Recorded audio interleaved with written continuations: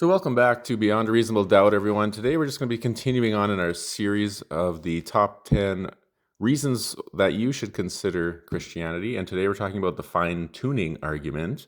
And the fine-tuning argument is the observation that the universe's physical constants like gravity, electromagnetic force, the cosmological constant are all set with this amazingly extreme precision to allow everything to exist, including life.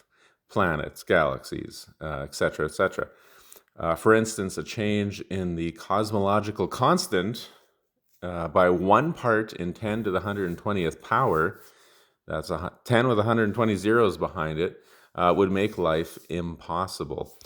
And we're going to go just over a couple quotes from some atheist scientists that admit that the evidence is very compelling that the universe seems to be fine-tuned for life to exist. So Leonard Susskind, I think I'm saying that right, says the fact that the cosmological constant is very close to zero, but not exactly zero, is something nobody expected.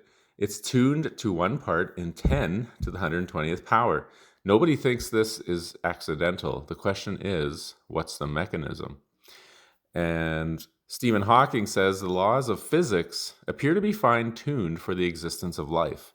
The initial conditions of the universe and the values of the physical constants seem to be set just right for the formation of galaxies, stars, and planets. So the evidence for the fine-tuning is pretty good, pretty accepted. Atheist scientists accept it and have to come up with explanations that explain how it came to be. Some of these explanations include string theory or multiverses, or maybe some laws we just haven't discovered about the universe. But the problem is that these explanations really just push the problem 1 step back and aren't really explanations at all, because they need just as much of an explanation as what they're trying to explain.